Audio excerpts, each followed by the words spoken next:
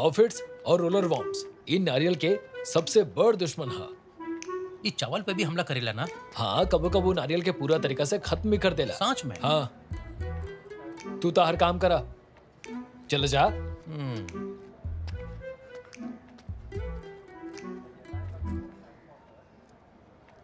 अब बोला। रउआ मोबाइल नहीं खरीद सकेला? खरीद ले तो हम कभी भी बात कर सकेनी। मोबाइल स्वास्थ्य खातिर हानिकारक बा शालिनी। मोबाइल फोन कोई खाए के चीज नहीं खे होला, सिर्फ फोन करल जाला। देखा शालिनी, मोबाइल फोन हमारे सिद्धांत के खिलाफ बा। तू चाहता हम तारा खातिर चिट्ठी लिख सकता नहीं? तू आराम से हमरा के खत लिखा, हम अपने प्यार के बारे में मम्मी पापा के बता देनी। सचो?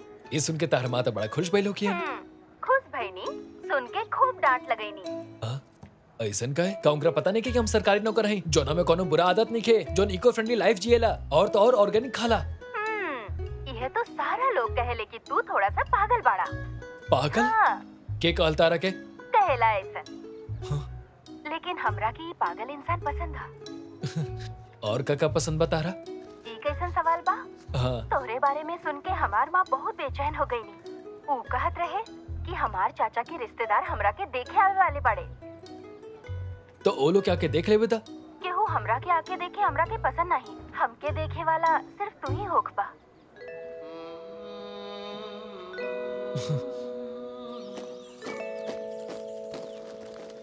माँ, हम जितना जल्दी हो सके शादी करे के चाहते। अरे भगवान, हमार सारा हल्दी गिर गई। अगर तू ब्याह ना करबा तो तोहार जिंदगी बर्बाद हो जाई। बाकी दोसर लड़की के जिंदगी काहे बर्बाद करे चाहेला तू? देखा माँ, तारा उम्र के लोग क्या पोता के संभाले के चाही और एगो तू बाड़ू। हमरे के बुरा भला कहा था। अगर केहू तोरा से ब्याह करी तो तोरा के ही दहेज देवे के पड़ी। वो स्त्री धन ना होगी, पुरुष धन होगी। बहन माई बेटा का बात कर रहल बड़ा जा? साजी, ये शादी करे जा रहल बा। तोकरा करे तो शादी हर्ज का बा? लड़की के हिया शालिनी दिखेले कैसन? हम देखले नहीं की। शाबाश। माँ, शालिनी ऐसा लड़की है जो अपन सेहत और सुंदरता के ख्याल रखेली। बिना देखे कैसे बोल सकेला? ओकर बात से हमरा ऐसा लागल। सुमन, ये प्यार पता बा कैसन होकेला? ऑटो रिक्शा के सफर जैसन होकेला। तू कबो भी कहीं भी उतर सकेला, लेकिन शादी ऐसा ना होकेला। ये एगो संघर्ष है, तू बीच में नहीं छोड़ सकत। जिए मरे के खेल ध्यान से खेले के चाहिए। बेचारी लड़की, हम ओकरा के ई सर दर्द से बचा लेनी। सुनला ना? ये जगह का? हाँ, यही जे कहीं बार तू एजे काले रही पूरा हल्का देवरा वो तरफ ले ला। ऐसा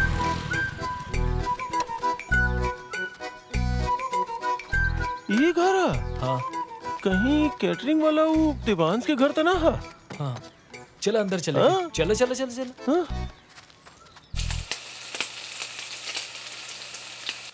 जरा जल्दी करा ना, वो लोग आवते ही ठीक बा मैम साहब।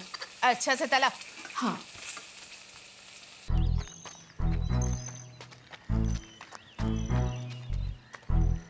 तलल हुल खाना के ऐजा खुशबू आवता, लागेला हमने खाना के तेल में डूब जाए।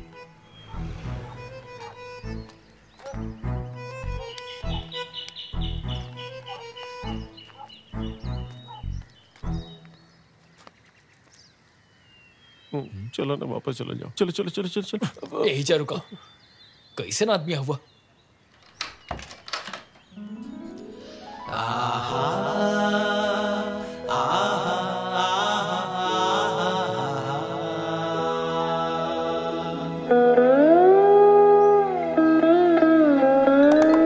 चंदन ऐसन बदन ई महके, चांद से सुंदर ई चेहरा, तोह में घुल के चमके खातिर आइले गो दीवाना तोहार, आइले गो दीवाना तोहार, आइले गो दीवाना तोहार। शालिनी,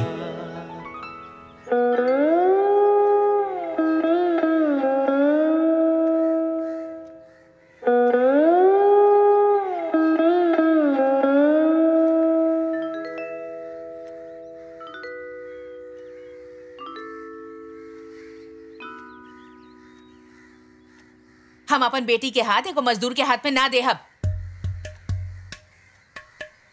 हम लेके जा सकते हैं? देखिए माँ जी, अगर आप एक शादी कहीं और करे के चाहनी तो हम एकरा के अपना साथे भगा के ले जाए। हमार प्यार ओकरा खातिर कबो कम ना होई, चाहे ओकर शादी कहीं और काहे ना हो जा। हाँ, हमनी के परमिशन के बिना ही तोहरा साथ आ जाई। हम बोलब तो जरूर आई। का तू जाइबू?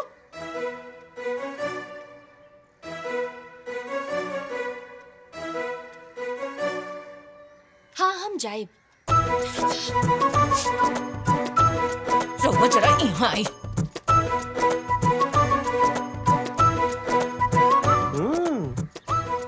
ओहो, अंदर आई ना। का बा? देखी, हमार भाई के यहाँ से गुरिस्ता आइल बा। लड़का गल्फ में अच्छा नौकरी करेला, वो लोग कबो भी आ सकीले। हम उ लड़का के चूहे मारे वाला दवा खियाई। सुन रहल बानी का कर रहल बिया? सुना, अगर तू ई लड़का के साथ चल गईलू ना तो हम खुदकुशी कर ले। अगर तू मर भी गईलू तो भी हम सुमन से शादी करब। का तू सोच ले लो। 1000 बार।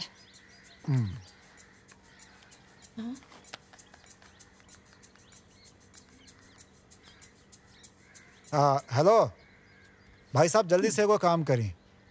वो जो लड़का आए वाला रहे ओके मना कर दी, ओके बोल दी कि ना आए। जे मर्जी में वो करा तू लोग। हट जा यहाँ से।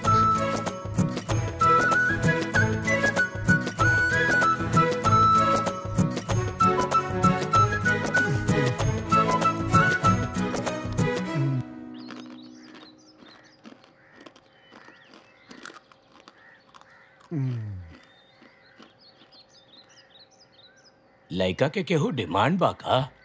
वैसे तो कोनो मांग नहीं खे ओकर।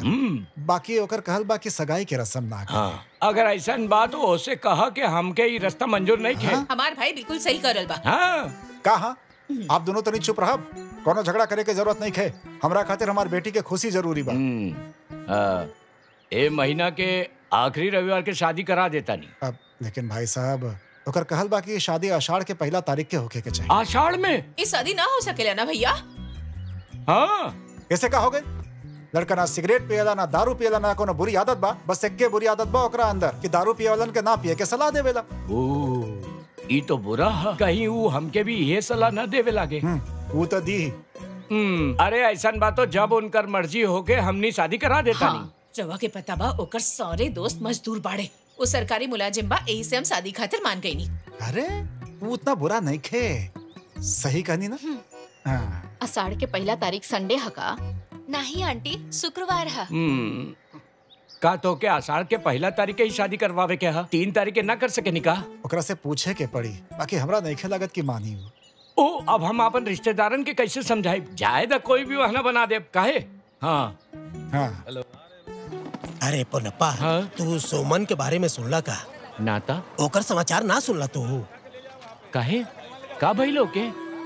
हमरा के पहचाने वाला लोग जरा ध्यान से पढ़ी। आषाढ़ के 1 तारीख शुक्रवार के गांव के भगवती मंदिर में हम शादी कर रहल बानी। वो शादी के कोनो भी मुहूर्त ना हा। आप सबके पहुँचला के बाद और खाना खैला से पहले शादी की रस्म शुरू कैल जाई। आप सब हमार शादी में जरूर आई। आप सबके सोमन मुरांटी परमविल दस्तखत। सुना, ये बुढ़बक शादी करे जा रहा बड़ा। तलाक भी एकर जल्दी हो जाए। देखियो वो सब तो ठीक है, बाकी ये सब बहुत गलत हो रहा है। बिल्कुल सही कहला।